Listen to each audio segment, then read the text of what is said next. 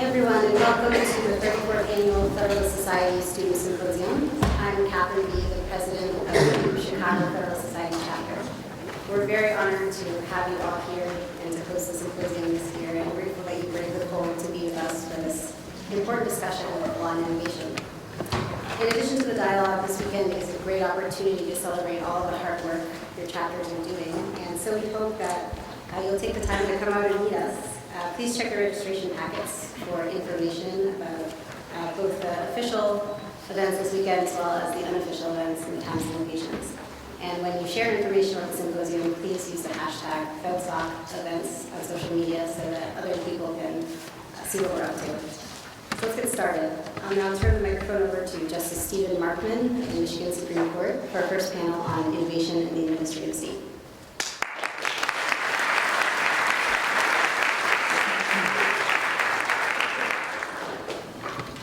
Well, thank you very much. It's an honor to participate in the 2015 Federalist Society Symposium on the Law and Innovation. And it's also very pleasant to be in Chicago since it's about 3 degrees balmier here than it was in Michigan where I was this morning. Although it's still not altogether pleasant, I have to be honest.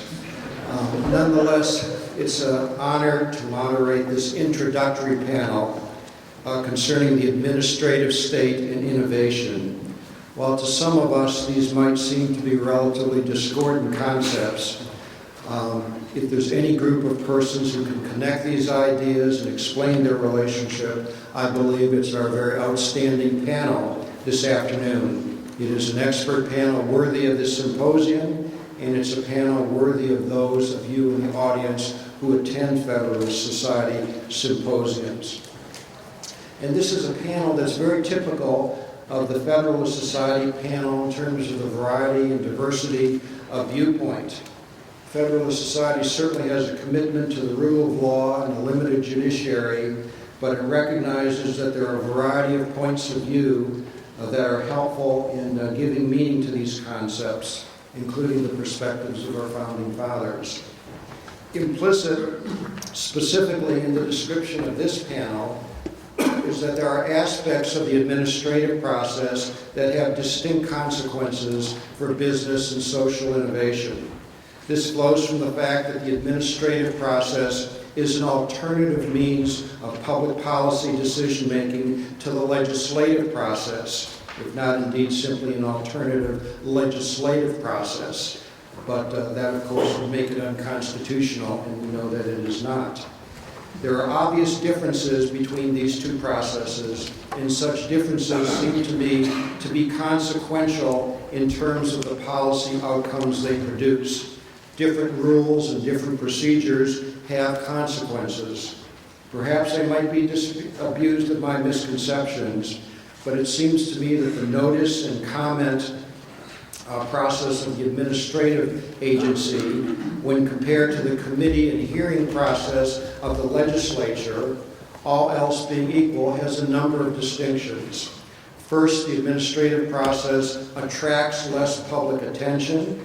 Secondly, it seems generally to involve a narrower range of voices and interests offering perspectives. Third, it involves a narrower range and diversity of decision makers.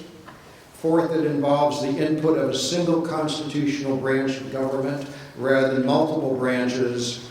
And fifth, the administrative process seems structured to facilitate the enactment of public policies rather than to impose barriers and obstacles to such enactments as intended by the founding fathers.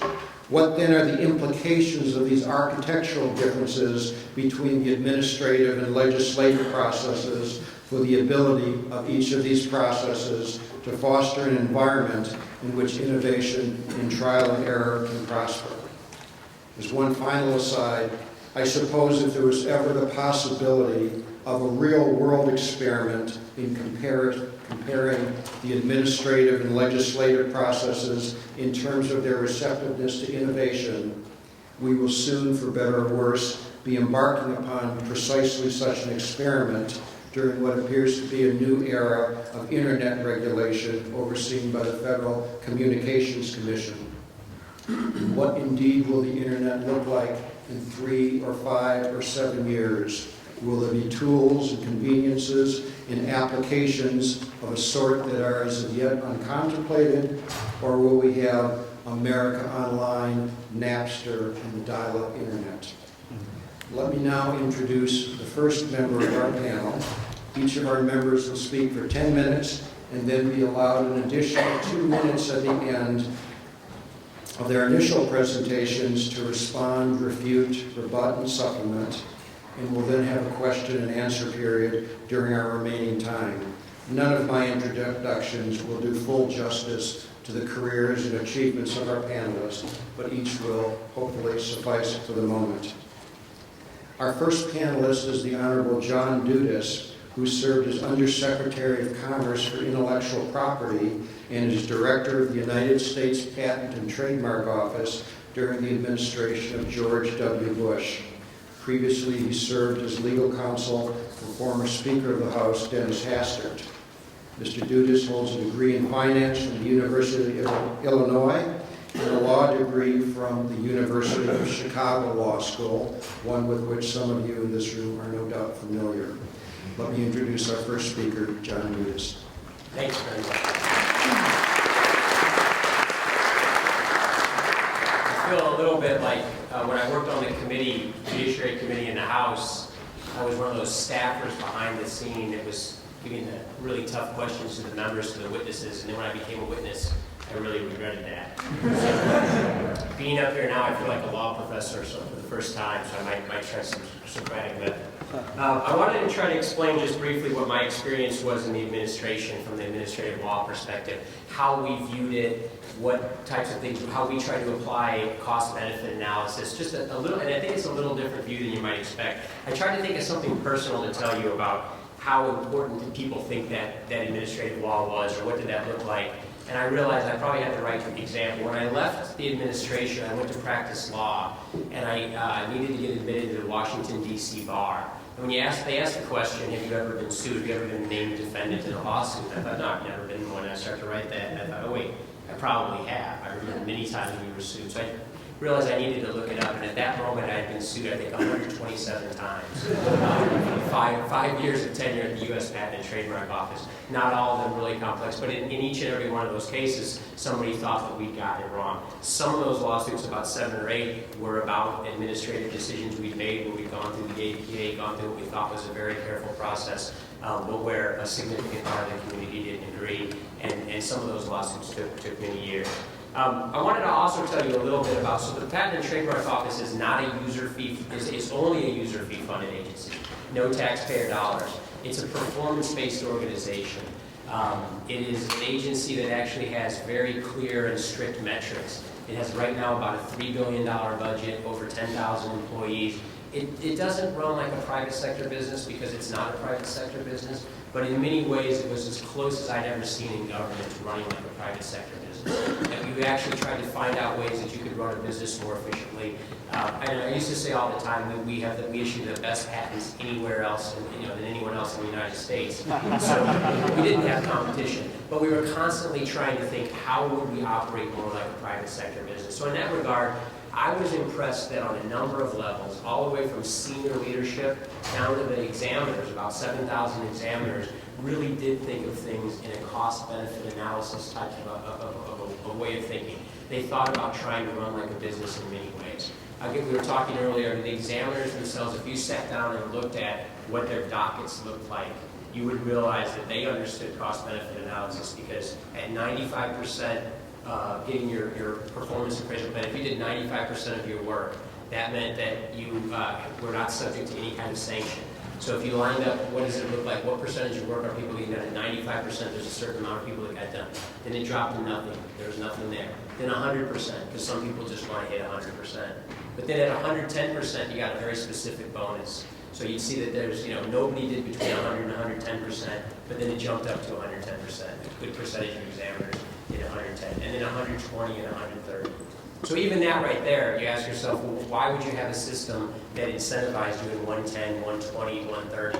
And so we initiated a program and said, listen, if you can do 130, maybe you can do 180. As long as your quality is good, Why wouldn't we have some, a situation where examiners can consider, how much work they want to do and let them decide how they want to get that done?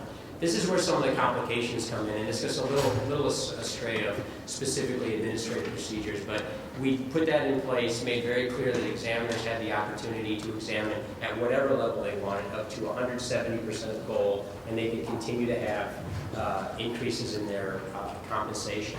And we were sued. And so we were sued, and we spent 2.5 years trying to settle that litigation, or not settle it, to win the litigation, and eventually did. But essentially, what it was a special interest. In this case, it was the patent attorneys, the patent examiners union that had an issue. I raised that only because, as the leadership of the Patent and Trademark Office, I was surprised by how little it was a bureaucracy, and how much it was a senior leadership team that was trying to run like a business and trying to run, constantly thinking about cost benefit, trying to think about not just cost benefit of the customers of the office, if you will. Many times patent attorneys would describe themselves as customers of the office. And at the Patent and Trademark Office, this was offensive to some. We didn't view the patent attorneys as customers of the office. We viewed the public as the customers of the office, with the product being innovation. The patent attorneys were customers of the office, of the service that was provided, but they were interested parties. So that's was really a tension that we had at the Patent and Trademark Office. Our moderator talked about some of the different tensions you had. I'll give a few examples briefly about where I think cost-benefit analysis played a critical role, and where we were thinking about these things and how the situation, how it progressed. In one case, we had a rules package it was based on continuations and claims. I won't go into great detail, but it was. Are there any patent attorneys out there now? There are a few. So at the time, it seemed like it was a pretty high-stress occasion. And we were basically saying that if you've come to the Patent and Trademark Office, and if you've applied for your patent, and you've gone through the process and you were denied, gone through the complete process, you have the opportunity to go back and start over again. And you can start over again as many times as you want. And we felt like, looking at the system as a whole, this was a tremendous problem, because if you come back to the office 5, 6, 7 times, which was pretty rare, the problem was that now you have at one point we had more than 50% of all applications coming into the office were applications that had already been denied. From a perspective of the office, that's fine. We have the work to do. We can continue. We get fees collected each time we did that. But from a standpoint of innovation, it was a terrible example, because if you're in there for the 5th time, because either we've done such a poor job, which we need to fix, or you're in there for the 5th time because you just don't like what the Patent and Trademark Office has to say, but there's a startup company that's coming in for the first time.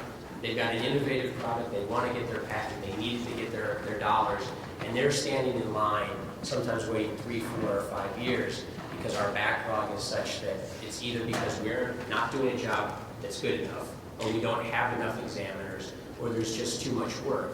And 54% of that work during the time I was there was work that was redo. So we were looking at how we address that situation. So when we did our cost benefit analysis at the office, we felt like we were looking at it from the perspective of what's best for the public. We certainly had a number of interested parties that wanted to come in. The biggest problem I saw in the cost benefit analysis at that point was most of the parties, nearly all the parties that came in, were very interested parties. They were attorneys that were representing clients before the Patent and Trademark Office. They were attorneys. They had a very intelligent, cogent, important point to make, but we could not bring the general public in. We had seminars that we put on throughout the country. We spent 1.5 years trying to educate different people. We tried to bring in business people and others. But at the end of the day, and I'm stressing one of the points our moderator made, the people who were wanting to comment were the people that were most interested, most knowledgeable, that had the most to gain or lose from this rule coming through, even though ultimately the public had a lot at stake in this thing. How quickly we can get our innovation, how quickly we can get patents through this process, how quickly we can get companies funded. Other examples, I think that there are some examples that were good examples of where we were able to work out much better. One was electronic filing and electronic processing. When I first came to the office, our leadership came and said that we had essentially moved up 100% because we got from 1% electronic filing to 2% electronic filing. So it was true, it was an impressive move that we went up 100%, but 2% still seemed like a relatively small number. At that point, we decided we were doing things wrong because we were trying to figure out, we were deciding as the agency what our customers wanted or what people wanted to, how they wanted to use the patent and trademark office. And in that case, not only did we sit down, not only did we go through the rulemaking process, but we actually brought folks in from a variety of different areas, sat down and talked about what they needed, what was important to them, how to get things done there.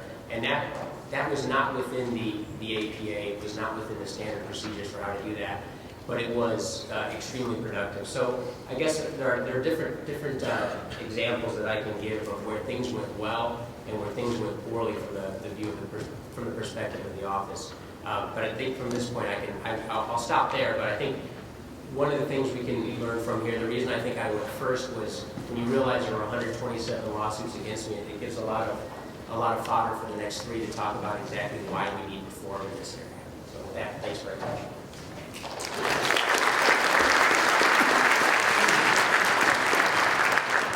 Our next speaker will be Professor William Baude, who is the Neubauer Professor. The order's been changed on that. Next we'll have another professor, but of a different name. Professor Jennifer No is the Neubauer Assistant Professor of Law at the University of Chicago. Previously, she served as policy analyst and special assistant in the President White House's Office of Information and Regulatory Affairs. Professor No holds a degree in economics and politics from Yale University, a degree in political theory from Oxford, and a law degree from the Yale Law School. She clerked for both Judge Richard Posner of the Seventh Circuit Court of Appeals and Justice Stephen Breyer of the United States Supreme Court. Professor.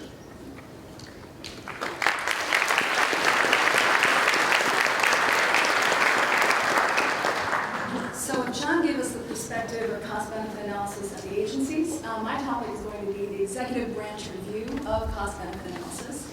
I have to admit that I was relieved to hear that there were folks at the agency that were favorable to cost-benefit analysis, because usually my experience has been when you go to parties in Washington, D.C., and you tell somebody from the agency that you're from OMB OIRA, they suddenly have to get a drink. And it's not very popular at a lot of these parties because usually agencies don't like OIRA review. But I'm here to make the case that there are good reasons for executive branch review. And I thought I would do that through the lens that we've been invited to explore these questions today, which is to start with the question of whether the administrative state itself can innovate to promote beneficial technological or scientific innovation.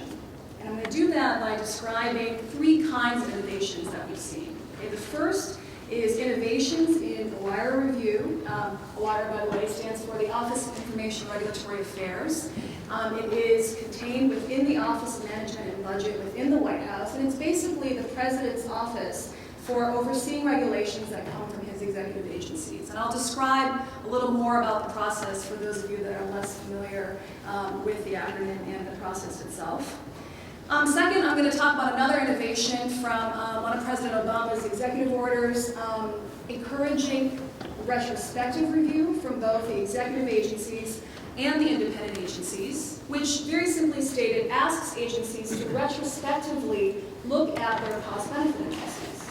Because as it stands now, agencies simply make predictions or guesses about what the costs and benefits of its final rules are going to be. Wouldn't it be a good idea to ask them to actually evaluate whether those costs and benefits, those guesses, actually produced the estimates that they predicted? And I'll describe a little bit about how the administration attempted to do so and ongoing efforts to institutionalize a culture of look back, as it's often known, and then also talk about criticisms of the process and some reasons to think that other institutions beyond the executive branch, such as the courts, might also play a role in the process. And then finally, I'll talk about some of the debate that you may or may not have seen in the popular press about whether OIRA review should be extended to the independent agencies. Many people care about this now, as you imagine, because many of the financial regulations coming from the Dodd-Frank Act are coming from the independent agencies. And there's a question of whether there should be an executive branch entity reviewing what some people perceive to be the billions of dollars in costs that are being imposed by the regulations. And I'll say a little bit about the policy arguments both ways, and maybe just a note or two about some of the constitutional arguments. So first, in terms of innovations and evolutions in wire review. So the process was first established by executive order by President Reagan. Presidential oversight certainly preceded President Reagan, but he was really the first to institutionalize it through an executive order, Executive Order 12291. And essentially calls for the executive agencies to submit proposed and final rules that are major. And what does major mean? It means either that it has $100 million in impact or more predicted, and interestingly, it also includes a number of other criteria such as the adverse effects on competition, the economy, and innovation. The process of a wire review continued in a bipartisan manner and persists today with Executive Order 12866 under President Clinton. And the first innovation was that President Clinton narrowed the number of rules that he reviewed through OIRA. Whereas before it was all proposed final rules had to be submitted, now it was only the significant regulations. And here too there was an innovation. That because now significant rules were defined as, indeed again, is $100 million or more, but now the criteria no longer have the word innovation in it, which I hadn't really noticed until thinking about it in the context of this panel. But it also included issues such as whether the rule raised novel legal policy issues, whether it would have other budgetary impacts. And suffice to say that under this system, OIRA reviews currently about 500 to 700 significant regulations a year.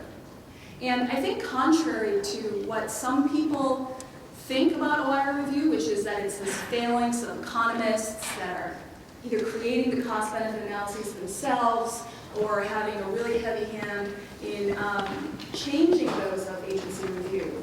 It's important to remember a few facts. First of all, OIRA itself only has about 2 to 3 PhD economists.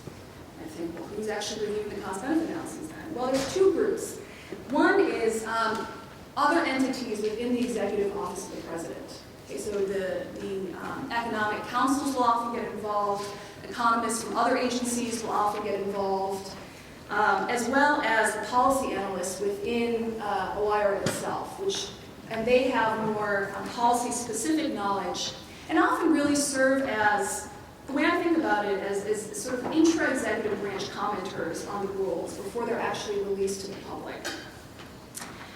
And once the rule is circulated, you can imagine all the different entities within the executive branch that get involved, and in addition to that, the knowledge that they really bring to the rule that's widely dispersed throughout the executive branch, both career civil servants that have had decades of experience with many of these policy areas, as well as many of the political appointees will often get involved as well.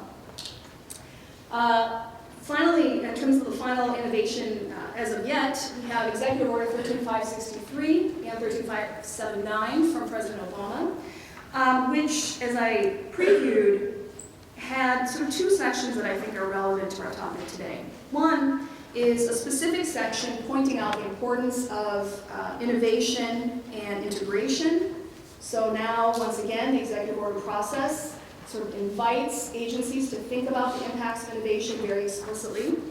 And then second, Section 6 calls for this retrospective analysis that I mentioned earlier. And under that section, in 2012, dozens of federal agencies basically came up with their plans for how they would undertake these retrospective reviews of their own rules. I think that the record on the retrospective review plans is, on the whole, beneficial, and that I think that there were real burdens that were cut as a result of asking agencies to look at the rules that they had on the books, to indeed try and evaluate whether they were outdated, outmoded, inefficient, or no longer yielding the net benefits that they first predicted. For example, there was an EPA regulation that now eliminated obligation from states to require air pollution recovery, particular technologies. There was also a Department of Transportation extension of the compliance date for a traffic control rule, all of which, again, in aggregate, yielded billions of dollars in savings. That said, there were real criticisms that the process was a one-time endeavor, that agencies didn't really have an internal process for continuing to think about how to revisit their rules. And as a result, there have now been other entities, such as the Administrative Congress of the United States, that have gotten involved to say this is something that really should continue to be done. So ACUS just came out with this recommendation with a number of suggestions. Finally, let me just say a word or two about extending this review process, both the predictive cost-benefit analysis as well as the retrospective review piece of it, to the independent agencies. So as many of us already know, there are constitutional arguments against the extension of presidential review to independent agencies. None of that arguably is really grounded in the text of the Constitution. Arguably, a lot of that comes from Humphrey's Executor, some dicta from Humphrey's Executor, suggesting that there are particular statutory indicia, like removal restrictions, that signal Congress's intent to keep these agencies, and Humphrey's it was the Federal Trade Commission, free from presidential control. And as a result, OIRA and the White House has been hesitant about extending its review over the independent agencies for constitutional reasons. And then you can imagine a number of policy reasons and political reasons as well. For example, the president often benefits from not exercising control over the agencies, right? I mean, does he want to take control and oversight responsibilities for the perceived failings of the Securities Exchange Commission, for example, for the financial crisis, and so on? So you can imagine a number of stories for why the review might be resisted from the perspective of OIRA. In terms of the policy reasons to extend it, many of these are being encouraged right now by Congress. There's a number of bills that try to legislate OIRA review over the independent agencies. We may or may not have a discussion about that. Some of the panelists might address that. But by and large, the reasons for extending it boil down to, first of all, it provides ex-ante incentives, as we heard, for these agencies to engage in a reasoned analysis of the costs of the regulations, as well as the benefits before they're imposed. It promotes structural reforms in the agencies, I think, that also encourage this. So, for example, the Securities Exchange Commission has given clearance authority to its chief economist after the D.C. Circuit struck down one of its rules on the basis of its cost-benefit analysis. And I think, by and large, institutionally, that's a positive innovation for the administrative state.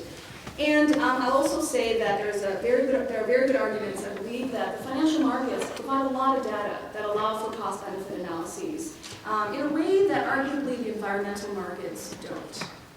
Finally, I'll end with some of the criticisms for not extending it. And these are probably familiar to many of you, but many people criticize OIRA review for being secret, for being non-transparent, for being industry-friendly and just allowing particular special interests to get involved. On that note, I will just say that the meeting policy of OIRA is actually open to all comers. And so I think a lot of that reflects resource disparities in different interest groups rather than necessarily formal policies at OIRA. And many people also argue that costs are often easier to measure than the benefits, and therefore it has a deregulatory bent. For many, I think that is a good thing. But I think for many who think that cost-benefit analysis should really be even-handed and really impose rationality in the regulatory state, they are skeptical that cost-benefit analysis provides that.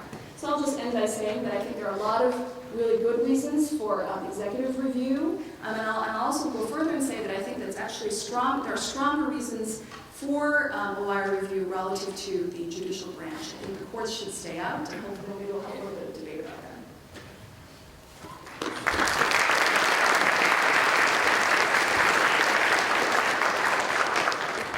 Thank you, Professor. Our next panelist is Steve Lahotsky, who's the Deputy Chief Counsel for Litigation at the U.S. Chamber of Commerce. Previously, he served as counsel at Wilmer Hale in Washington, D.C., and as an attorney advisor at the Justice Department's Office of Legal Counsel.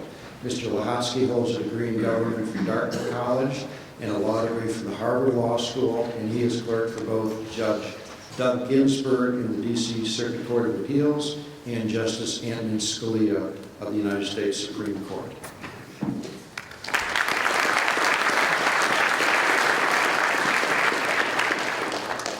Thank you, and thank you to the Federal Society and the Chicago chapter for inviting us all here to be on this panel. I'm the litigator on the panel, and John, I should say, in a former life in private practice, I was responsible for at least 2 of those 127 against you. It was in your official capacity, yes, not your personal practice. And I'm going to talk about the role of the courts in fostering innovation, both in the administrative state and also, I think, in providing space for the private sector, for industry to innovate and to deliver new goods and services. And so I think there might be a point where Jen and I join issue on the role of the courts and certainly in the field of cost-benefit analysis. And I'm going to try to wrap up my comments towards the end by discussing some of the new legislation that's been put out to amend the Administrative Procedure Act, both in terms of the requirements for agencies engaged in major rulemaking and then also what kind of change that would have in litigation, challenging the rules that do make it out of the rulemaking process. But sort of first, before I got into that, I wanted to do a little bit of framing, just to frame the issue a little bit and how I was going to approach 3 particular case studies of litigation and how litigation affects innovation in the administrative state. I was at one of those Washington, D.C. cocktail parties and was discussing the work of a political scientist who studies military strategy and military innovation. And that got me to thinking that it might have some relevance here. And there are basically 3 theories, I think, of how militaries innovate, how they deliver essentially new military products and services, how they get better at fighting wars. The first is sort of top-down innovation. Innovations are imposed by civilian leaders on a sort of slothful military bureaucracy that is resistant to change. And so, you know, innovation tends to occur rapidly due to battlefield conditions or strategic considerations. Germany's blitzkrieg might be one example of that. A second theory is that innovation occurs, you know, from the bottom up, developing through the bureaucracy slowly over time due to the promotion of people as they move up through their particular military service or entity. And the third is sort of inter-service competition.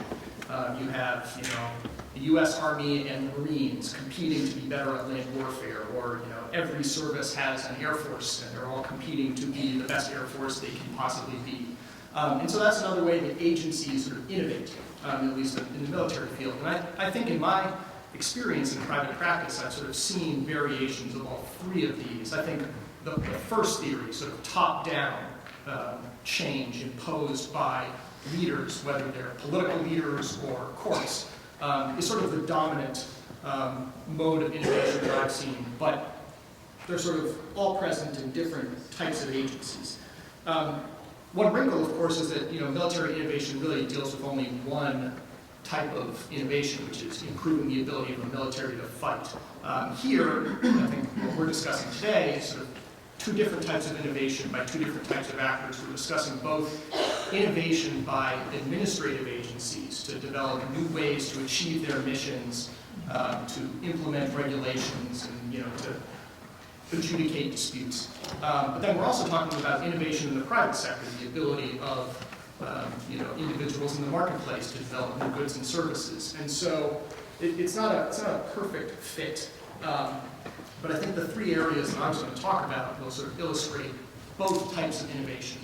The first is financial regulation. Jen talked a little bit about that. I think touched on it a little bit with respect to cost-benefit analysis. Second would be regulation of the internet and, you know, sort of e-commerce. And I think Justice Martin alluded to that. He referenced the net neutrality regulations and the FCC, and I think it also includes cybersecurity, where you're seeing a lot of different agencies competing for regulatory power to be able to set the standards on what companies and others who have private information have to do to protect it. And then the third would be energy policy, where I think both in terms of the sort of oil and gas revolution, hydraulic fracturing, fracking, which is a tremendous change in U.S. energy production capability, and then also on the flip side, the push for renewable energy and to really force technological change and to force the development of some types of technologies that frankly are not economically viable at the moment, but the hope is that with regulation they would be. So first with respect to financial regulation, and the story I think does pick up nicely where Jen left off. She had mentioned that every president since President Reagan has imposed cost-benefit analysis requirements on all of the sort of core executive branch agencies, but thanks, I think, at least to Humphrey's executor, and probably also some political considerations, certainly by the Republican presidents as opposed to legal considerations, that sort of cost-benefit analysis requirement has not been extended to the independent agencies, in particular the SEC, CFTC, and the federal banking agencies. And so as a result, I think, the agencies that John worked at and that Jen worked with in their positions developed a lot of expertise, and certainly at least they got a lot of practice in doing cost-benefit analysis and thinking about what the costs and benefits were and what the effect was on innovation and competition and efficiency. The SEC, CFTC, and other banking agencies got none of that experience. They really didn't do it.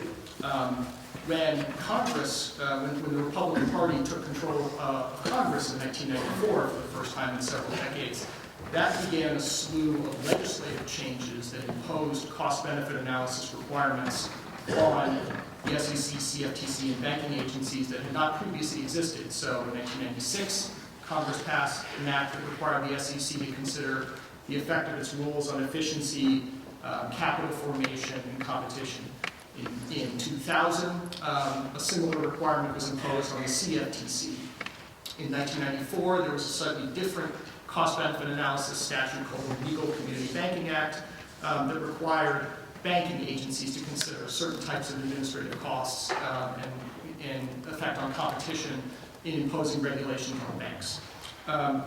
And a little bit of time passed, I think, before cases started to reach the courts of appeals and the district courts, but there are three that sort of really opened up this cost-benefit analysis debate, and in particular, the debate about how it should apply to independent agencies. The first was in 2005, a decision called Chamber of Commerce versus Reich, written by my former boss, then Chief Judge Doug Ginsburg. I was not working for him at the time.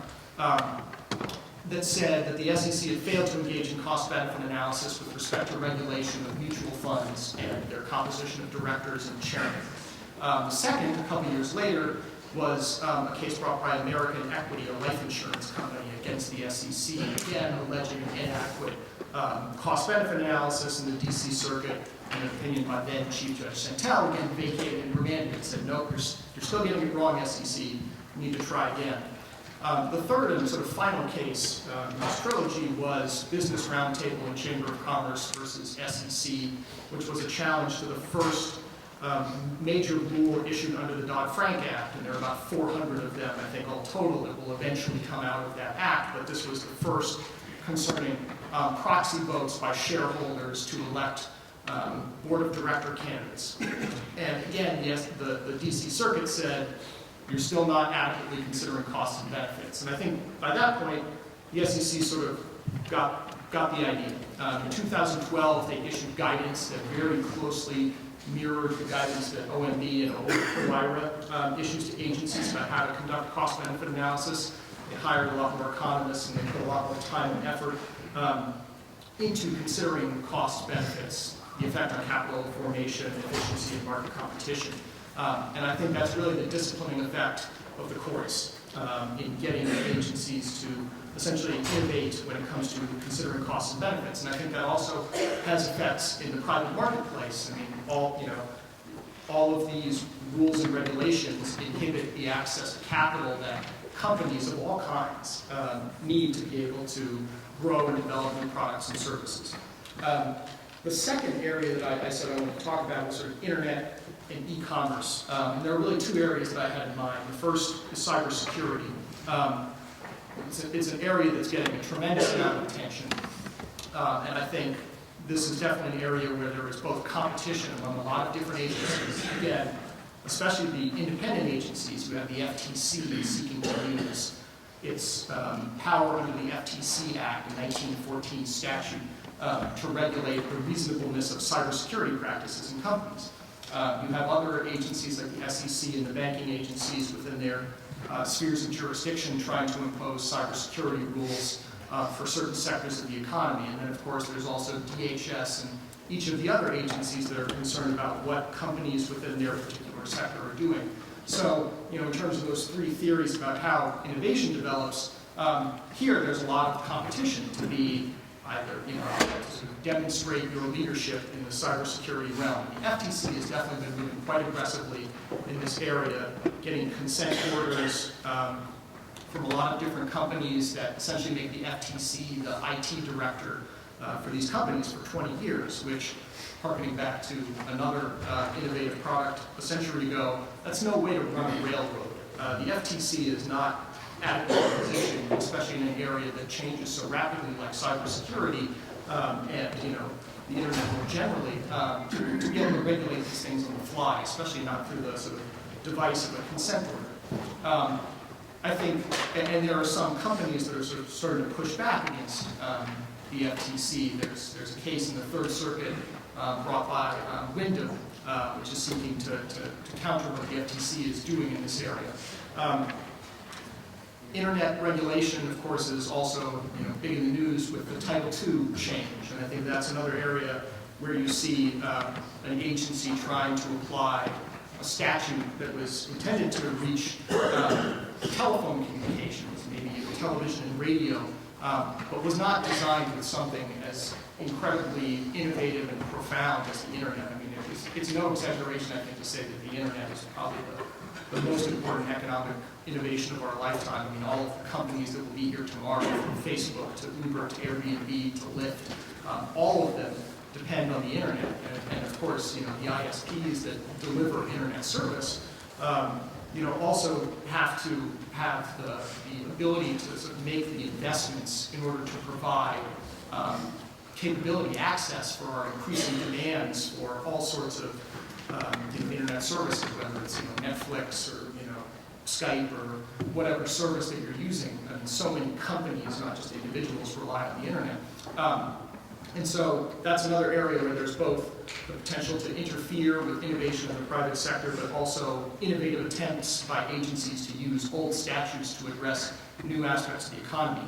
And the final area that I want to touch on briefly is just energy regulation, where again you see the current administration trying to use greenhouse gas rules, whether it's last term's UARC versus EPA case, regarding certain types of permitting, or whether it's the sort of upcoming challenges to the existing source and new source pollution standards for coal power plants. And it's really an attempt to force innovation in our mix of energy, shifting from coal to gas and from gas to renewables.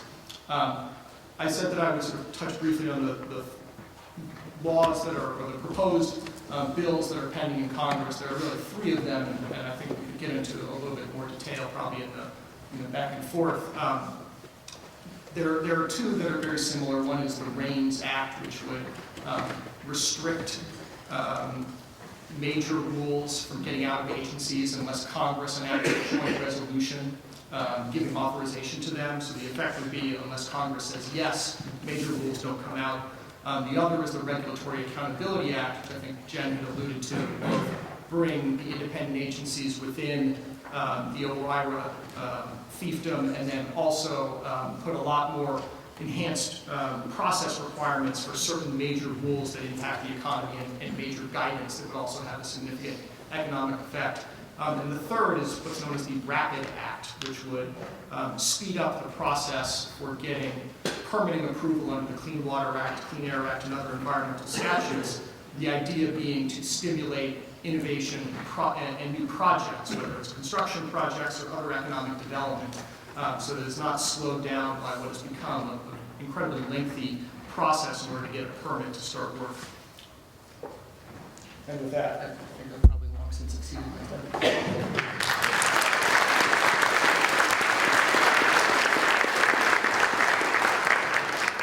Our final panelist will be Professor William Baude, who's Assistant Professor of Law here at the University of Chicago.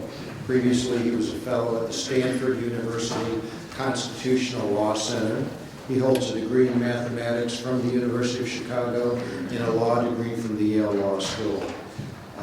Professor Baude is clerk for Judge Mike McConnell of the 10th Circuit Court of Appeals and Chief Justice John Roberts of the United States Supreme Court.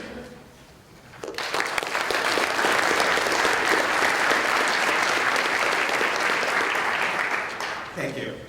So, unlike some of the other panelists, I was not able to prepare for this by looking back at my own experience in an administrative agency or in the executive branch supervising administrative agencies, or my current experience suing administrative agencies. So instead, I thought I would look to inspiration in a slightly different place. I thought the only thing that could equal the intellectual rigor of the Federalist Society Student Symposium would be the intellectual rigor of the well-known and long-running series Who Wants to Be a Millionaire? So I prepared my contribution first by phoning a friend. And this friend will remain anonymous for his own protection for reasons that will soon become clear. And so I called him and I said, innovation in the administrative state, what do you think? And he said, no way. No way, no way. It's not possible. I'm against it. He said, the administrative state crushes innovation everywhere it goes. Look at the Food and Drug Administration. Look at what's happened to American inventiveness after the patent bureaucracy. Look at financial regulation. Look everywhere. So the administrative state is the Goliath that destroys American innovation. And he said, look at the only areas where American innovation leads the world, the entertainment industry and higher education. So the only ones that are not dominated by Washington bureaucrats, at least not until recently. He said, there's just no way that the administrative state can be a friend to innovation. Now, this friend was not actually Richard Epstein. I will forgive you for wondering if it was. So I started there, and I thought about that, and I thought, well, maybe all of that's right. I'm actually not so sure. It seems to me there is an ambiguity even in the very premise of this panel that Steve hinted at a little bit, which is sort of the relationship between regulation and the administrative state. Now, let's even grant the premise that a lot of regulation is bad for innovation. That regulation, as the prompt to our panel says, can be a significant barrier to innovation, protecting incumbents and making it harder to bring new goods and services to market. I happen to believe that. I know that's a source of dispute too, and you'll hear a lot of panels about whether that's right or wrong. But what does it actually have to do with the administrative state itself? Because regulation is a substantive choice. You can regulate by legislation, you can regulate through executive branch diktat, you can regulate through courts and the common law method. All sorts of different government entities can regulate.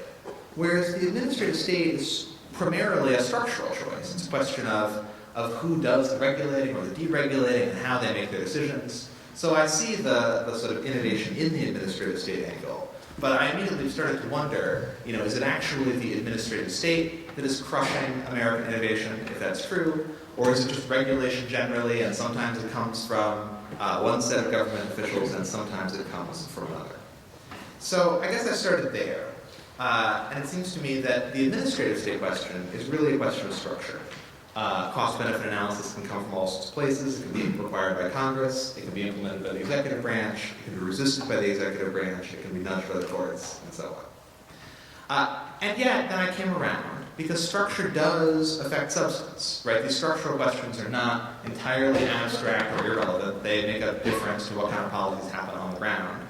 I mean, my career at this law school is so far predicated on that, given that the two courses I teach are structural courses about the structure of the constitutional law and federal courts.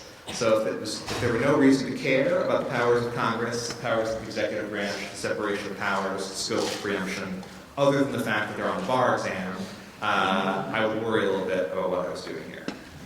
So that's my frame for thinking about the contribution of all my co-panelists. it seems to me there are structural implications, but they're not always straightforward. So then the second question is, well, what are those structural implications? How should we think about the way these different structures affect these regulatory choices? It seems one reason we care is because we think different structures really could have very different effects on the way regulation works out, whether regulation is oppressive, whether it can change in response to new conditions, and so on. But there again, it's a little bit unclear. The long-run winners and losers are hotly debated. So here my friend kicked in again with an even less helpful suggestion. He said, use time frame. Imagine that you were on this panel on this topic 80 years ago, and think of what you would have said, and then think about how wrong it would have been. So I tried that too. I actually went through a bunch of law journal articles written in 1925 to see what any of them said about the administrative state. To my initial surprise, the word administrative state, or the phrase administrative state, appeared in none of them. That, it turns out, is because the phrase administrative state was coined in 1948 by somebody named Baude. So that route was a no-go. But it's not because there wasn't an administrative state. Actually, in 1925, there was a very long and boring treatise published called Federal Departmental Organization and Practice, and none of its contributions to knowledge about administrative law have made any dent in anything we think about today. So then, there was no hint that administrative agencies would ever act as a deregulatory force, according to this book anyway. Their only job seems to be to enforce and strengthen various legislative diktats. And I could have come up with a sort of long story from there. Reading this book, I would have thought the administrative state is just going to make everything the legislature does even stronger. Of course, looking at what we have today, what my co-panelists have said, we can see that's not always true. Instead, the administrative state often acts to deregulate. It often acts to take concrete legislative commands and carve out exceptions, to innovate and come up with ways to make them not apply in quite the way that they may have been written, to add cost-benefit analysis to a series of things where Congress may or may not have required it, and the courts kick in too. So those two stories actually have a substantive point, which is that or two actually. One is that the question of regulatory policy is distinct from the question of administrative structure. That's point one. Point two is that, of course, while they are related, structure does affect substance. We should be a little bit humble about our abilities to draw long-run inferences from one to the other. I hope in 80 years somebody decides to look back at our contributions on this panel, and I would not be surprised to learn that we are all completely wrong. That brings me around to just a couple of thoughts keying off of what the co-panelists have said, and sort of how I walk through these issues, and you might guess it's a little bit different. So I'd sort of walk through structurally one by one. And question one I'd ask is, should legislatures require, say, cost-benefit analysis or various forms of innovation in regulation? Sure, it sounds like a good idea to me. I think probably the Administrative Procedure Act does need a new look in light of the very different things that administrative agencies now do and the different legal contexts they now exist in. But that's question one, and it doesn't necessarily affect the answers to questions 2 and 3. So the next question is, well, given that Congress doesn't necessarily explicitly say anything about these questions most of the time, how should agencies react? Should agencies just do cost-benefit analysis themselves, even if the legislature doesn't say anything about it? My answer there is maybe. If you're okay with the development of modern Chevron doctrine and the basic idea that agencies get broad scope to implement statutes except where the statute explicitly says no, then this kind of thing seems to make a lot of sense. I have some strong reservations about Chevron, but I haven't really come all the way to saying that we should get rid of it, so I remain sort of agnostic, but a little bit worried about that. Then I get really worried, though, about the way these kinds of things are implemented by the executive branch agencies. So thinking about, should a WIRA extend to administrative agencies, and worrying that it would be unconstitutional for a WIRA to reach independent agencies, I almost wonder if that's backwards, if it's unconstitutional for it not to. The independent agencies themselves, as many people here probably know, occupy a kind of precarious constitutional position, and the executive branch has an obligation to take care that the laws are faithfully executed. The president has that obligation. So maybe the president should actually be obligated to keep an eye on what all entities who are executing the laws are doing, not just the ones that Congress has sort of put in in the non-independent box. I'm not sure about that, but it does make me wonder if we're worrying about the wrong end of the stick. And then finally, whatever the executive branch agencies do, and especially if they don't implement cost-benefit analysis, should courts push them towards it? There's a sort of trend in a lot of recent litigation in the DC Circuit and in the Supreme Court, much of which is Steve's fault, to sort of have courts do that, have courts implement sort of cost-benefit analysis and things like that as a sort of a nudge towards a smarter, healthier regulatory policy. And while as a matter of policy, that makes a lot of sense to me, I worry about it a little bit as a matter of law. I worry about courts sort of taking on the role of disciplining agencies or sort of pushing them in the direction of what the courts think would be a better regulatory policy. And I worry about it because, of course, those kinds of powers and that kind of judicial role can last from era to era and be used in the service of all sorts of regulatory theories. So there was a time when the DC Circuit did this as well and had a kind of relatively aggressive approach to innovating new administrative procedures that it thought would discipline agencies, culminating in a decision called Vermont Yankee that was roundly rejected by the Supreme Court as some of the court stepping outside of its bounds and adding all sorts of administrative hurdles that courts had no power to invent. And I guess I worry that we're starting to come around to a kind of reverse Vermont Yankee problem in the DC Circuit. Maybe I'm wrong about that too, but that's what I worry about. Thank you.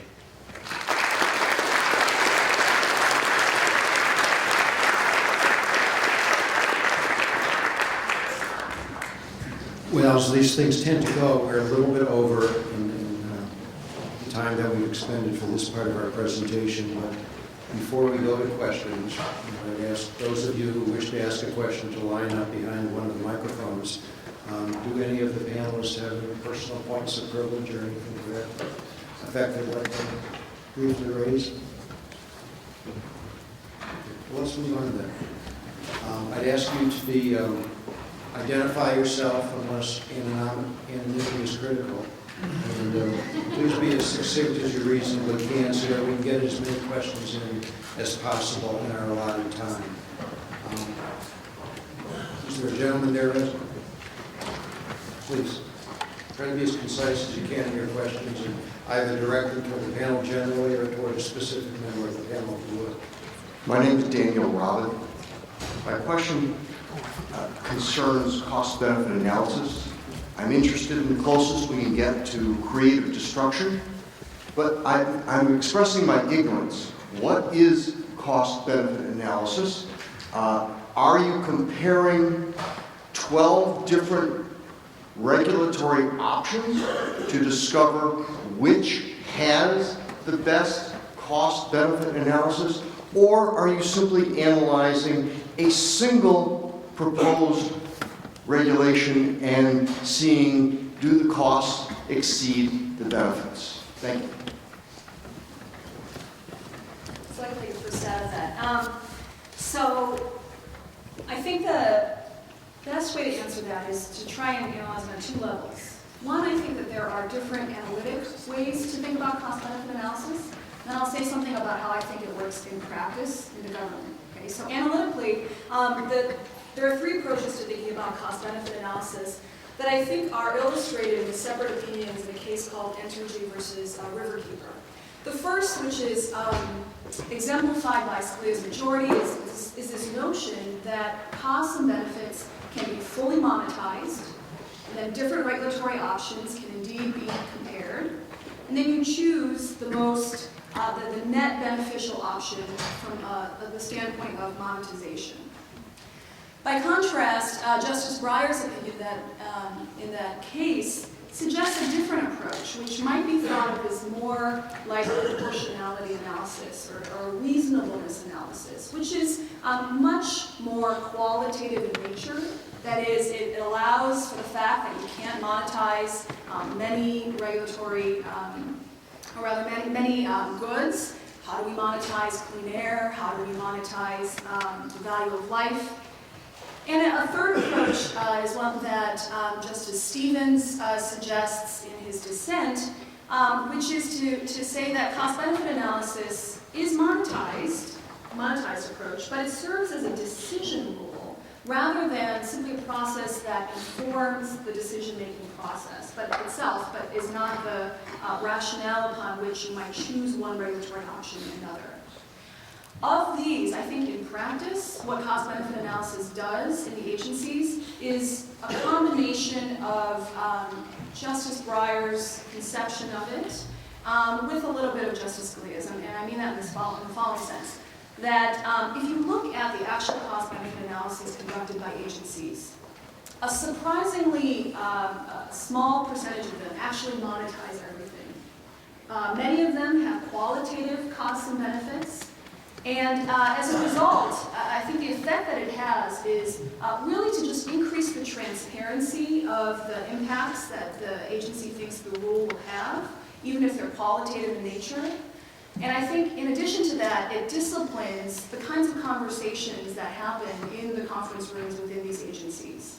So in other words, the real effect is not as a decision rule. That is, there are an incredible number of regulations that have negative net benefits from a monetized perspective, but would still pass cost-benefit understood qualitatively and for the procedural value that it brings to the regulatory process.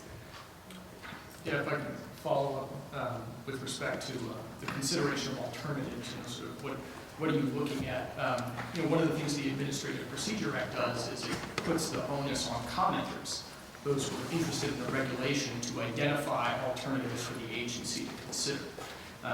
And so if a commenter puts forth, an alternative, you could do X and it would be less costly. You could do Y and it would be slightly less costly.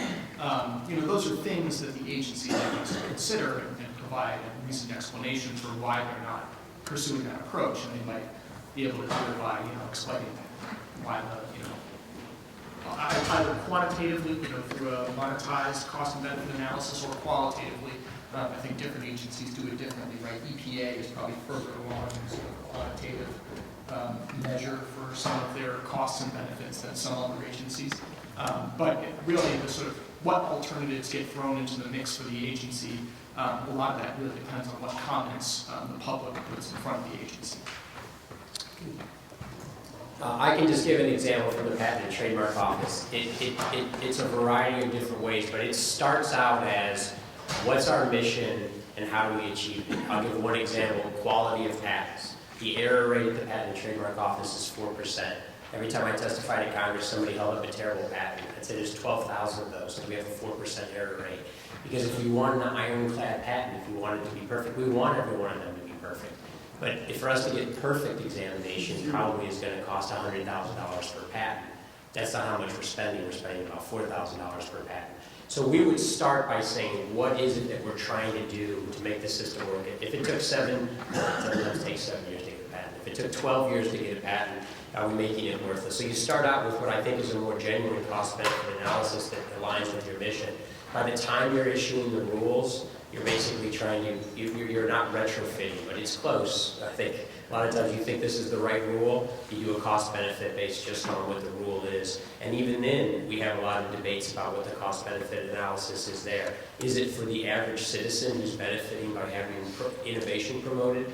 Or is the cost-benefit analysis what the inventor or the applicant or the patent attorney faces when they come in and out of the office? So there were various levels of discussion after that. But at its most inspiring state, I would say, it's an agency that's sitting down trying to make certain that their mission is being carried out in the most efficient way possible. Thank you. Next question. My name is Jacqueline Wolf. My question has been partially answered and also relates to the cost-benefit analysis. I'm wondering if this is a coin or a die, perhaps. It seems like the majority of the panel here agrees, is happy with the cost-benefit analysis requirement. But what would be some other options as far as structural schemes are concerned, if not cost-benefit? I think there are a number of other possibilities, some of which are being debated in some of these legislative bills. So alternative approach to cost-benefit analysis is something called cost-effectiveness analysis. And essentially what that requires the agency to do is to specify some outcome that it wants to achieve pursuant to its mission. And then the project of the agency is to try and minimize the costs. So that's cost effectiveness analysis in the sense that it doesn't require them to simply balance the benefits and costs. So that would be one alternative approach. Another alternative approach is something called break-even analysis. So what break-even analysis does is it acknowledges that there are a number of uncertainties in the regulatory world for which we'll never have data. It's often called negative uncertainty.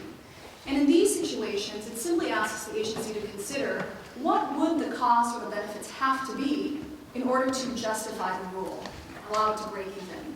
And that's an alternative as well because, again, it doesn't require the complete monetization of all the costs and benefits or the quality returns. This is actually a question to you and my co-panelists, but is there also sort of an option of none of the above? I mean, of just kind of agencies making a straightforward, either political or common sense choice, and I don't know, no analysis, or is that not really? Well, yeah, that's certainly the state of affairs before higher review at many of the agencies. Each of the 127 lawsuits said that's exactly what we did.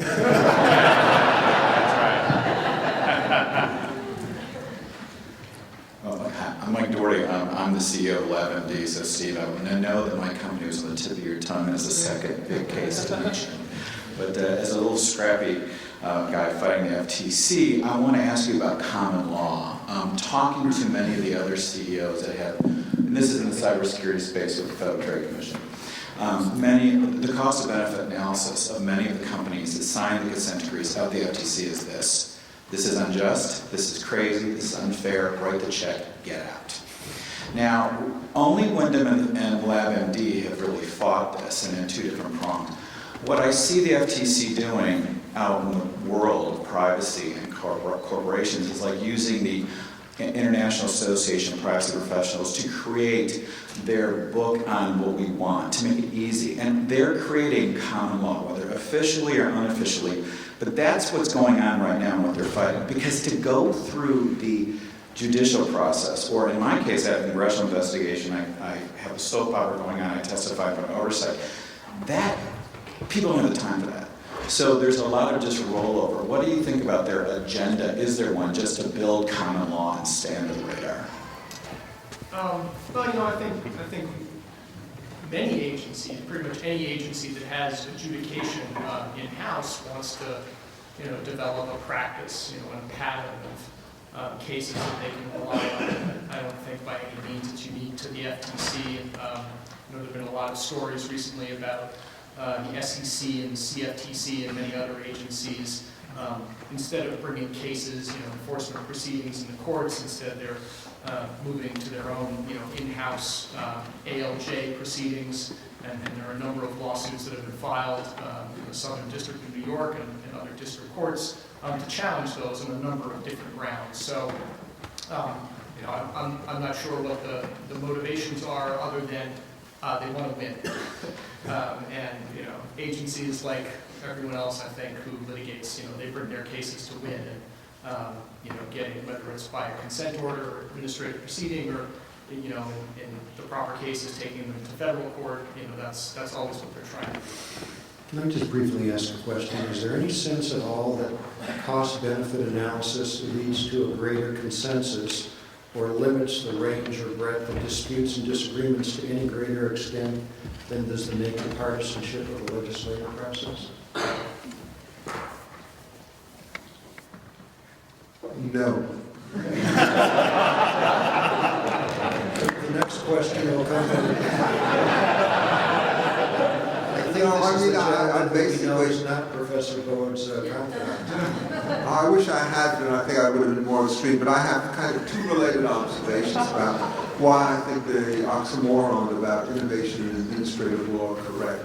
The first thing is, how good are these cost-benefit analysis? And I want to make sort of one practical observation. I've read multiple EPA situations in which they announce that there are $11 worth of benefit for each dollar's worth of cost, whether you're talking about arsenic or old lace or anything else. And the thing that immediately comes to me, if they're serious about what they're saying, they clearly are derelict in their duty. Because you want to make sure that you get to the point where marginal cost and marginal benefit exists an equilibrium, and if you're saying at the margin you've got to be certainly 5 or 6 to 1 on benefits, you should be more stringent than you are.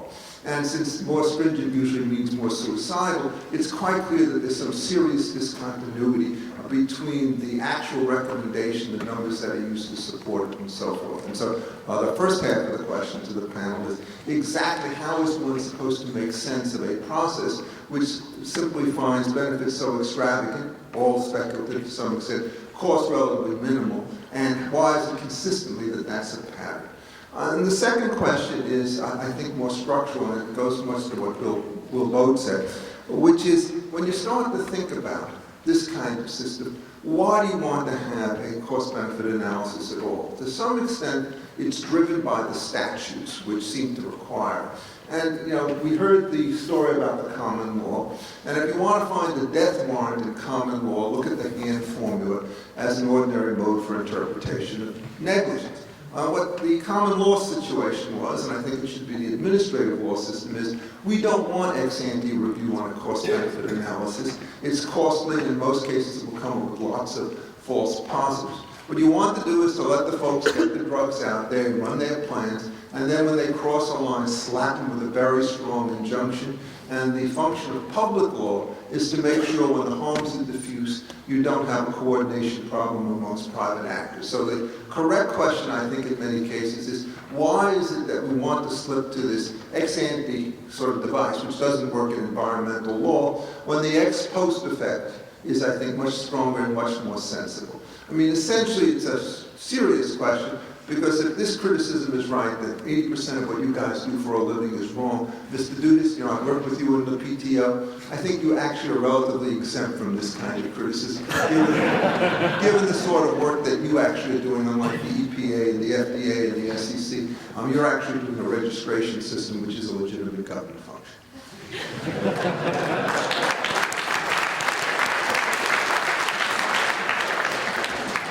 Somebody answer.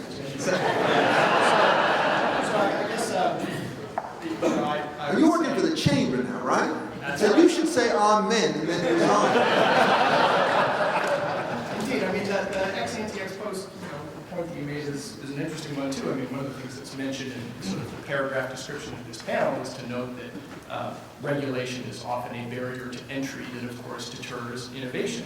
And I guess that is sort of the ex-ante regulation model is the barrier to entry at the front end, because you've got to have a lot of scratch if you want to be a pharmaceutical company to be able to get past the FDA and everything else. That's certainly a very interesting dilemma, and I can't say that I know. Why can't you agree? At least in my current. My current employment, the world as it stands, and I fight to do the best that I can. So, can I take a crack at what you do? And then, so, I guess I'm not sure about this, because it seems to me that a lot of people in a lot of industries don't want that system. They don't want the system where there are no rules in advance and you just go out there and see what happens when you cross the line and end up in the courts. In part because we end up with a system that you just heard about, where you don't necessarily have the force to litigate when you get across the line. And so you do see, in some places, people rushing to administrative agencies to get lines, say a safe harbor, they'll preempt state court law, so they don't have to worry about the case-by-case common law method in lots of areas. Now those could be good or bad, but I guess, say there's a sort of rules versus standards question that's ubiquitous in there. You're missing the essential point, which is most of the cases the people in favor of ex-ante rules believe they're better at running the system than their rivals. And so essentially by forcing inexperienced players to bear higher costs and then to bear lower costs, it's raising rivals' costs, which tends to work. That is, for example, the big companies always know that with respect to the FDA and pharmaceuticals. So I don't think you'd want to be that way. And again, the problem with the cost-benefit analysis, it encourages you to draft statutes where outputs never matter. It's only inputs that matter. And in this world, we care about outputs and we regulate inputs, which is a huge disjunction. So let me squeeze in two other points. So one is, there's also capture of the ex-post review process, and so it's a paired question of who gets captured more and how. Well, and on your first question, which I think I have an answer to, one reason you might expect the agencies to load the dice and find too much benefits and too little costs is because They know the courts are looking over their shoulder. And if somebody's going to be checking your homework, you want to build in yourself as much margin for error as possible, even though it's not necessarily the most honest way to do it. You would do if you were. So in other words, dishonesty is what drives the system.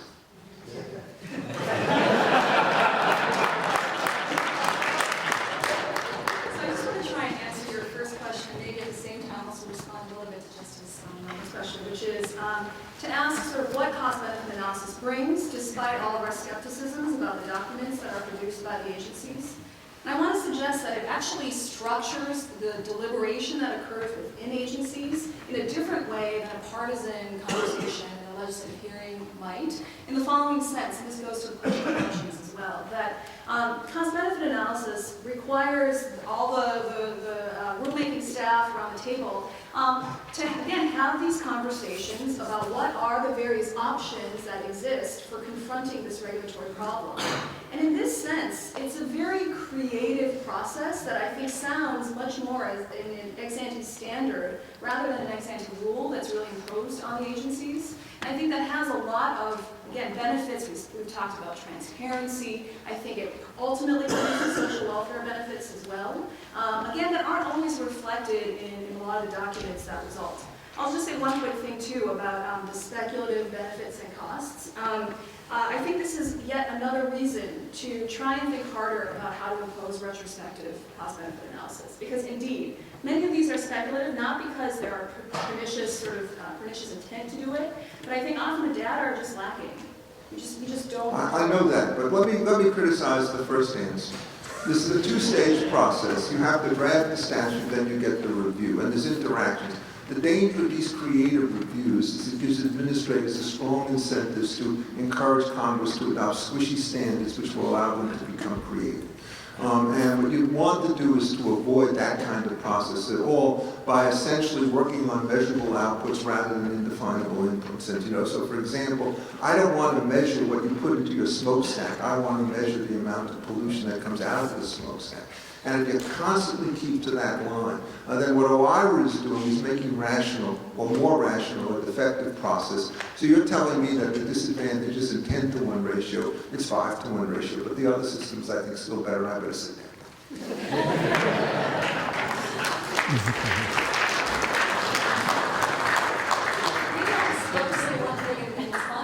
I think it's a real empirical question of what incentives cost-benefit analysis creates for Congress. I think often it is true that it does incentivize Congress to delegate even more with these broad statutes.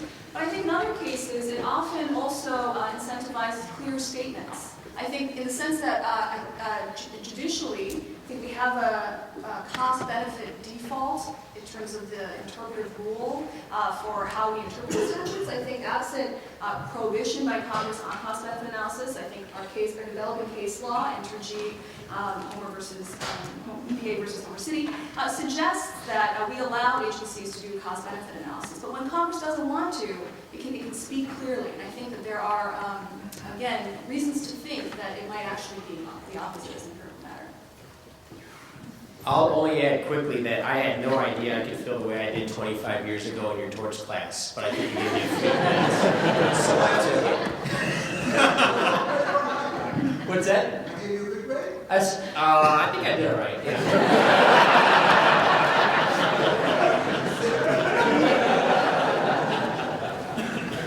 Okay, I'm Alex Nell from Savannah Law School, and this is a question for Professor No. You were talking about the look-backs from the OIRA, and they compare the original analysis with what actually happened. What are the consequences when those projections were completely wrong, negatively wrong? We got it all off, and who bears the burden of those consequences? So one criticism of the look-back process, and I think the right one, was that it encouraged agencies to self-review, which is to say that agencies themselves were charged with doing an internal cost-benefit analysis that wasn't made public, and deciding for itself whether indeed the actual cost and benefits didn't bear out the way that they predicted. As a result, neither, I think, OIRA or the public really know kind of what the results of those internal retrospective analyses were in the agencies. So this is just to say that OIRA didn't really enforce the retrospective review on a case-by-case basis. And I think that your question suggests that we might want more public releases of those retrospective cost-benefit analyses and to allow that evaluation to happen. The second thing I'll just say quickly is that there is a real need for academics and think tanks and interest groups to engage in more of this retrospective cost-benefit analysis themselves. So, for example, in terms of academic studies, there are only a handful of retrospective cost-benefit analyses. We could talk for a long time about the data problems that resolve, but right now there's just really not an incentive to do that. And I think once we have the institutional capacity to be able to engage in retrospective cost-benefit analysis, we'll see an improvement in the state of the art, but that doesn't exist right now. I'm going to take a page out of Professor Epstein's book and say, well, what's the point if nobody knows the results and we do all these studies and spend all that money and then nobody is acting on this new information and it's not being released to the public or OIRA? Yeah, I guess one thought is, we can't let the perfect be the enemy of the good. So in the sense that I think agencies did actually act on many of their the entries that they had in their plans. I think that they continue to. So I think it is just false that there haven't been any sort of actions as a result of retrospective review. But your point is certainly right that we have a long way to go. And I think many people are thinking about, again, how to do that institutionally. And there's been talk maybe that Congress could get involved as well to legislate this. And one might very well support those efforts because of these incentives that agencies might have to not continue to engage in it. Thank you. Thank you. Gene?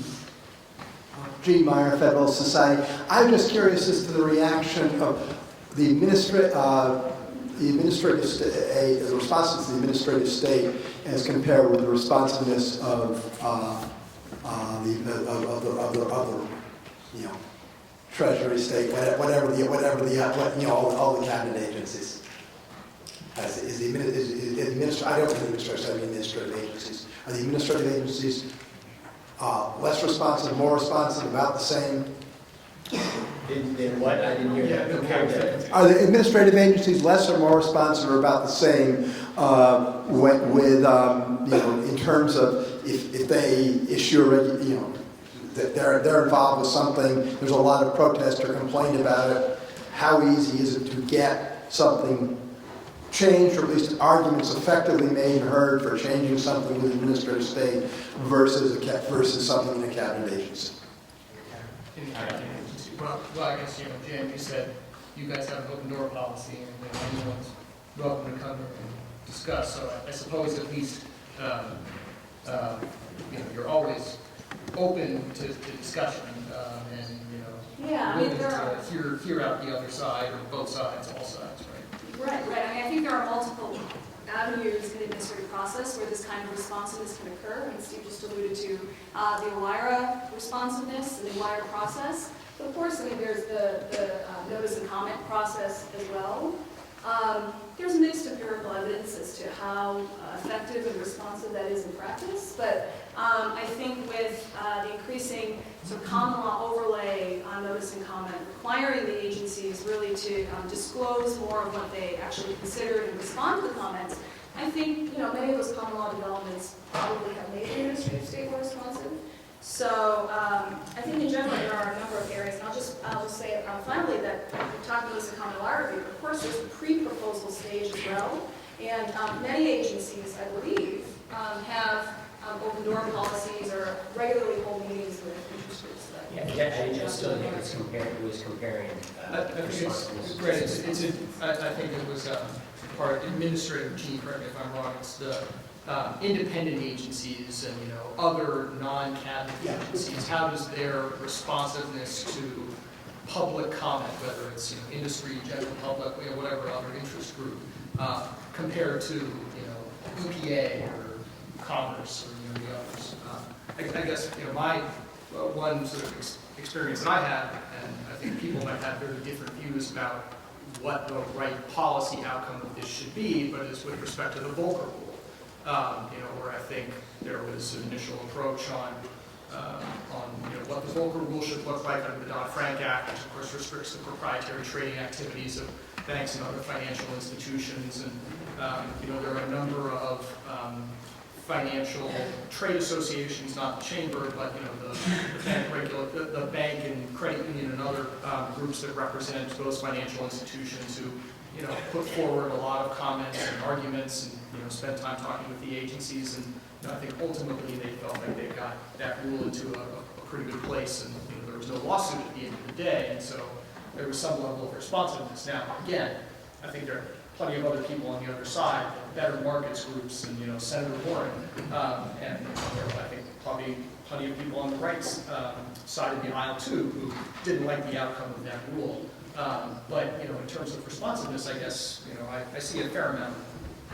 I can give you what I believe is an unvarnished answer from my time. I think the independent agencies probably are just more independent. At the Patent and Trademark Office, if certain interest groups came in and objected to rules that were submitted before I was there in the Bush administration, they just backed off completely and dodged and skipped the rule. So that was what was momentous. And whether we were right or wrong, we took it all the way. And we were told, these groups don't like this, you need to back off, we're going to take you to court, which they did. So I think that independent agencies probably are listening, but they're not nearly as intimidated by private interest groups as a lot of the agencies under our. Apropos of this discussion and as devil's advocate, at least in small part, I thought there was an interesting discussion in Phil Pamberger's relatively new book on whether administrative law is unlawful. He says that when you're talking about communication on the part of members of the public during the notice and comment stage, you're basically communicating with the government as a supplicant in his word. But when you're communicating with the Congress, or presumably with the cabinet agency, with a constitutional institution, with a representative branch of government, you're commenting as a citizen. He says there's a big difference between the type of input that occurs in that process and the kind of response that you can expect when you play those different roles. I wonder, again, partly as a devil's advocate, does anybody think there's anything to that argument by Professor Hamburger?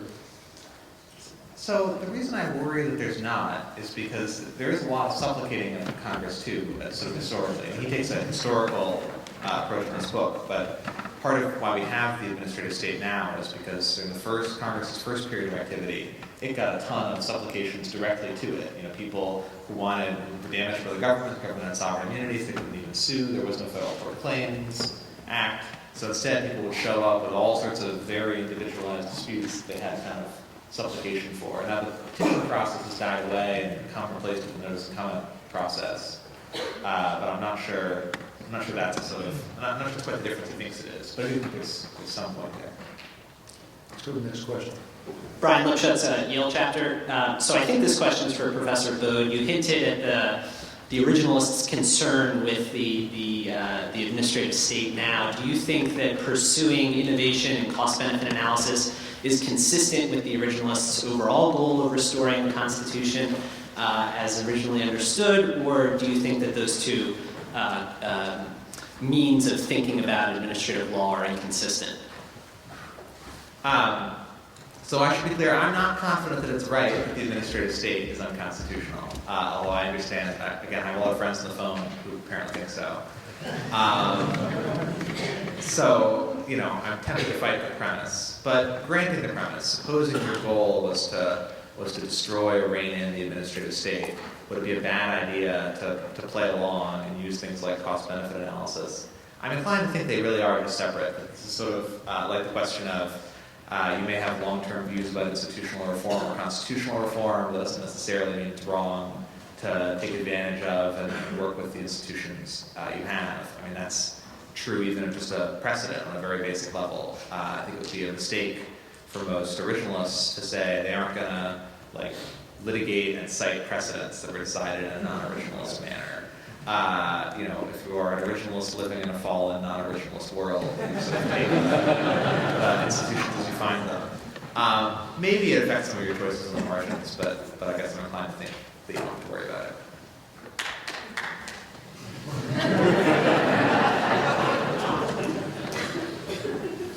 We have a few minutes left. Are there any questions innovation specifically, or any questions about from individuals here who are currently immersed in an administrative law course or constitutional law course?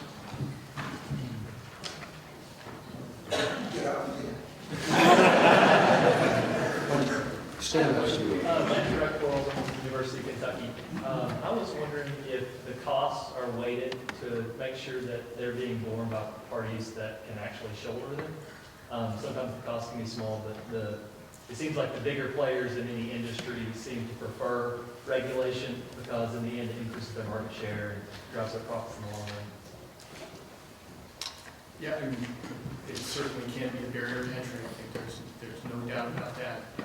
You know, as in all things, the bigger you are, the better you're able to withstand slings and arrows of whatever's thrown at you and whoever's thrown fire. So yeah, I'm not sure from a regulatory perspective. And, John, I don't know if you could speak better to that as to whether they actually consider where they're targeting the costs. I mean, there are certain statutes that require certain types of businesses, small businesses in particular, to get essentially extra or special consideration in the regulatory review process and in the OIRA process. And the same thing for states and localities. You know, there's the Unfunded Mandates Act to ensure that regulation is not imposing excess costs on states and localities. And so I guess I would say, just looking at those types of statutes, there are some actors in the economy that get some or are supposed to get some special consideration.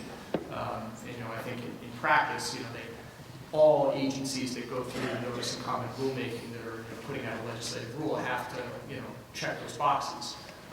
For some of them, there's the prospect of a lawsuit, so there will be some discipline in effect, but in many instances, those types of reviews are not really subject to judicial challenge. And so then, it's just a matter of, I think, how rigorous the interagency review process is. Well, I think just to add to the statutory requirements that Steve mentioned, so the regulatory flexibility act for small businesses, mentioned UMRA for states. There's also a number of executive orders that require the effects of rules to be considered on both of these groups, but others as well, like Native Americans and other constituencies. And how those feed into the regulatory process is that the discussion will center on those what are often called distributional effects, that is, looking at how the costs and benefits are actually distributed among the population. And I think agencies, one thing to say is that agencies have different guidance. So there's a lot of intra-agency variation, in other words, of how to take those distributional effects into account. And there's been a push to make those more uniform. There are a lot of institutional reasons why that doesn't happen. But suffice to say that those distributional effects are often part of the intra-agency rulemaking discussions of where the burdens will actually fall. Again, my comments are always focused on the Patent and Trademark Office. I'd say there's three ways that we address that. One was we had a micro-entity fee. We had small entity fees that gave half off for small entities and realized that we needed something for very small entities, so 75% off of fees for micro-entities, which is not necessarily about regulations, but it's sort of a meat-cleaver approach of we recognize that anything we do is going to disproportionately affect the small inventor. The second thing was a lot of the rules that we did place, whether we got them right or wrong, was trying to make the system better for the small entrant because we recognized what we believed was serious gaming by large companies in the patent system and what they were doing. Getting a patent doesn't mean you have an innovation. Having an innovation means you should have a patent. So it's become a bit of a game in terms of how many patents you can get and the reasons why people apply for patents are not always to protect innovation. And the third thing that we did was make sure we had special opportunities to reach out to independent vendors and small groups. It's very hard to get them to organize, but you can go as much as you can. You try to get out to them, and it even goes to one article that Professor No has written, talked about how you get more citizens involved, and that was really our attempt to do that. Not citizens off the streets, but independent inventors rather than lobbyists that are representing large companies, which is who usually meant. Or who usually came in our board. Please. Hi. Lee Otis with the Federalist Society. I have a small question and a sort of slightly larger question. My small question is for Professor New, and it's just a how does it work question. Does OIRA review the efforts, the retrospective reviews done by the agencies to see if they make any sense or if they're just kind of self-justification? And then my larger question is, what do you think the relationship is between regulatory, and this is for everybody, what's the relationship between regulatory innovation and actual innovation? Or put differently, what's the objective of regulatory innovation? Is it to prompt actual innovation, or how should we think about that? Well, so just to answer the first question, the first time that the agencies released their retrospective review plans in 2012, OIRA did indeed review all of the plans that the agencies released. And that entailed a back and forth with the agencies, much like what they do for individual rules, asking them to justify both the justifications for their plans, but also for their the goals that they've identified, and the actual examples that they gave of rules that were taken off the books as a result. So to answer the question, yes, OIRA did review them. There isn't, as of yet, a continuing process of that. Of course, one way to think about it is that agencies in some ways are going through retrospective review all the time when they, for example, deregulate. Right? That also has to go through notice and comment. And as a result, that will go through OIRA review. So in that sense, OIRA will get another look at particular retrospective reviews. I think I might have misunderstood something. So is the effort in retrospective review to say, we projected the cost would be so-and-so and the benefits would be so-and-so, but actually we don't know if that's turned out, and so now we're going to look and see if that's what happened? So in theory, yes, but OIRA doesn't review and hasn't reviewed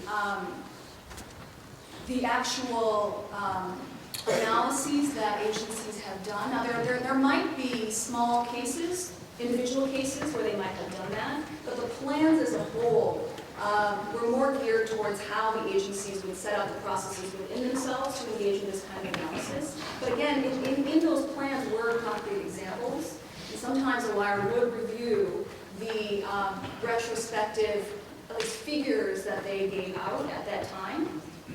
But note that many of these studies take a long time, and at least with the initial effort, agencies had something on the order of 90 days to do it. So there are isolated, again, examples where they did present these figures, but it's going to be a much more long-term project to see the extent to which retrospective analysis continues on the part of the agencies, and that's currently not supervised by OIRA. Okay, I think so. So has anyone done one yet? I guess maybe.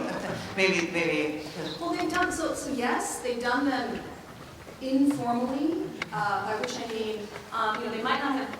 It's difficult to set up a controlled experiment with regulations, and so there have been nascent efforts to start those experiments. But as an informal matter, there were definitely efforts to do that by the agencies. First time around in 2012. And again, I have reason to think that agencies have put into place other institutional mechanisms or designing regulations to be more conducive to retrospective analysis in the future. So just to give you an example, Department of Transportation did a number of pilot programs to look at how to regulate texting while driving. And they did it in just particular cities in Connecticut. And the goal of that was to try and evaluate the costs and the benefits after they imposed the regulation, much like an experiment. So there are those examples where that's been done, but that's not the mind run of what the agencies are doing. Just briefly, I can respond to one point on that. When it's done right in the agency is definitely trying to take a look back at its regulations in order to try to become more innovative generally. not more regulatorily innovative, if that makes sense. We had our agency had something called an accelerated examination where we said we can do a job much more quickly if we do a number of different things, not the least of which we thought the most important thing was patent attorneys needed to be required to give us more information. So you can get through a process where we'll be done in 1 year, guaranteed 1 year, average of 6 months. If you bring in more information, if you don't buy more time, because you can actually buy more time, and if you agree to sit down and have an interview with the examiner. Patent attorneys are extremely resistant to giving more information. They're worried about a number of things. And we found out at the end of that process when we went back and reviewed it that getting more information wasn't the most important thing. Having the examiner sit down with the applicant and or the patent attorney was the most important thing. And from there, it had a number of initiatives that were based on encouraging or in some cases requiring there to be a sit down with the examiner. So that's one example, I think, of looking back and having it be productive, but then there's more innovative. Well, let's finish with these two questioners. Thank you. The name's Thomas. I'm a member of the chapter here at the University of Chicago. My question is this. If the goal is to encourage agencies to innovate, presumably in a way that wreaks less havoc on the economy, then to the extent possible isn't the best solution to make them all independently from a funding standpoint where they all rely on user fees, particularly with agencies, let's say like the EPA, who grant a lot of petitions.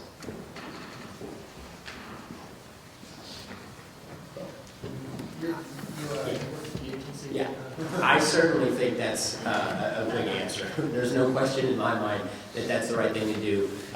Anytime you can get an agency to operate more like a private sector business or give them that type of incentive, as I mentioned, there's not real competition. The only thing I would add to that is very soon after the Patent and Trademark Office became a user fee funded agency, Congress began taking money from the fees and seizing it elsewhere. By the time I got there, it was $200 million a year, $750 million. So, it's, we live in an imperfect world. I'm going beyond the scope of your question. We were able to turn that around. But I do think anytime you can get an agency to do, to operate more like a business, and that's a way to make an agency operate more like a business, then it makes sense. Professor Epstein gave me that escape clause earlier because he knows how scared I was in torts. Thanks for remembering. But he made an important point, and again, this is probably something that I'm saying that's somewhat arrogant, but I remember working in the agency at the Patent and Trademark Office, and when other agencies came in with rulemakings of certain kinds, I remember what my under-the-breath comment was, which is, we don't really have time for your great thoughts, we're actually doing something. We actually have to issue patents and trademarks and have, do certain things, and I think there is a distinction between agencies that are just tasked with sitting down and thinking great thoughts and those that have to get something done. I'll just say quickly that I'm more skeptical, I think, of that model for just two reasons. One is I think, as we know, it's very difficult to monetize the benefits and therefore set user fees to the marginal costs of the good. So take a public park, for example. Why do we have user fees set at such a low cost? Despite the fact that people might get incommensurable benefits, might get large benefits from having access to the national parks. I think because of that difficulty, I think a user fee funded, sole user fee funded model might not be ideal. And secondly, I'll just, this relates to the first point, there's just been a lot of public goods. And again, it's very difficult sometimes, I think, to rely solely on fees set to marginal costs. Let's conclude with the tough one. My name is Barrett Young. I am an alumnus of the law school.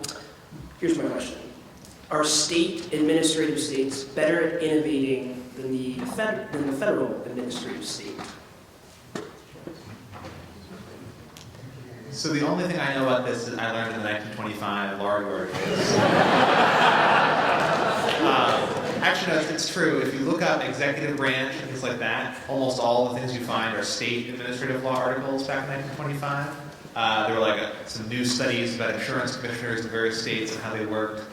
In the few things I did find, there was a general assumption that, of course, the federal administrative state, centralization, would be the source of innovation. Because centralization is rationalization, that's going to have sort of like the greatest minds all put together solving all problems at once, And that's where, that's where innovation will come from. Obviously, some number of years ago, people started to think the opposite was true, and that states would be experiments, and that would be where innovation came from. So I put this in the category of too soon to tell. Laboratories of democracy, right? Well, we've hardly exhausted the issue of either administrative law or innovation. That'll take at least another day of our conference to do that. But let me thank all of you for your participation, and let's thank our outstanding panel.